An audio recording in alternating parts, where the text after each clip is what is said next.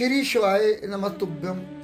आज हम महाशिवरात्रि के व्रत की कथा श्रवण करेंगे। महाशिवरात्रि का व्रत फागुन मास की कृष्ण पक्ष की चतुर्दशी को किया जाता है। कथा। एक गांव में एक शिकारी रहता था। वह शिकार करके अपने परिवार का पालन करता था। एक बार उस पर साहूकार का ऋण हो गया। ऋण ना चुकाने पर सेठ ने उसे शिव मंदिर में बंदी बना लिया। उस दिन शिवरात्रि थी। वह शिव संबंधी बातें ध्यानपूर्वक देखता वह सुनता रहा। संध्या होने पर सेठ ने उसे अपने पास बुलाया। शिकारी ने अगले दिन ऋण चुकाने का वादा कर सेठ की कैद से छूट गया।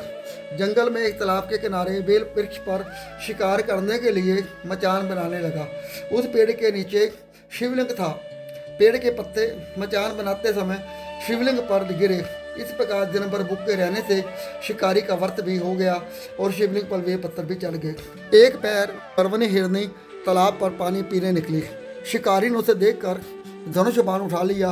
वह हिरनी कातर भाव में बोली, मैं गर्भवती हूँ, मेरा प्रसव काल समीप ही है। मैं बच्चे को जन्म देकर शीघ्र ही तुम्हारे सामने उपस्थित हो जाऊंगी। शिकारी ने उसे छोड़ दिया। कुछ देर बाद एक दूसरी हिरनी उधर से निकली। शिकारी ने फिर धनुष पर बाण चढ़ाया।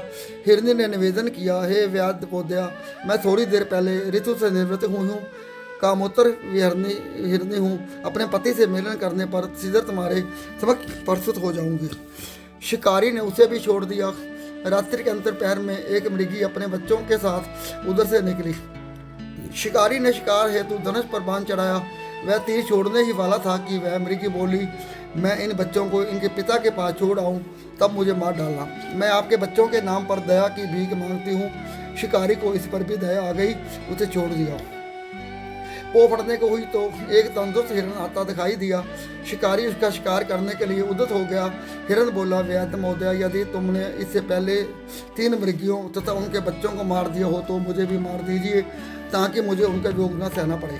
मैं उन तीनों का पति हूँ। यदि तुमने उन्हें जीवन दान दिया हो तो मुझ पर भी कुछ समय के लिए कृपा करें। मैं उनसे मिलकर तुम्हारे सामने आत्मसमर्पण कर दूंगा। मृग की बात सुनकर रात की सारी घटनाएं उसके दिमाग में घूम गई। उसने मृग को सारी बातें बता दी। उपवास, रात्रि जागरण तथा शिवलिंग पर बेल पत्ते चढ़ने से उसमें भगवत भक्ति का जागरण हो गया। उसने मृग को भी छोड़ दिया।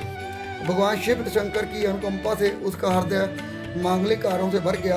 अपने अतीत के कर्मों को याद करके वह पश्चाताप की अग्नि में जलने लगा। थोड़ी देर बाद हिरण सपरिवार शिकारी के सामने उपस्थित हो गया। जंगली पशुओं की सत्य प्रियता, सात्विक समूह प्रेम भावना को देखकर उसे बड़ी गिलानी हुई। उसके नेत्रों से आंसुओं की झड़ी लग गई। उसने हिरण परिवार को मुक्त कर दिया।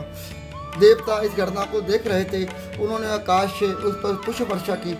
शिकारी परिवार से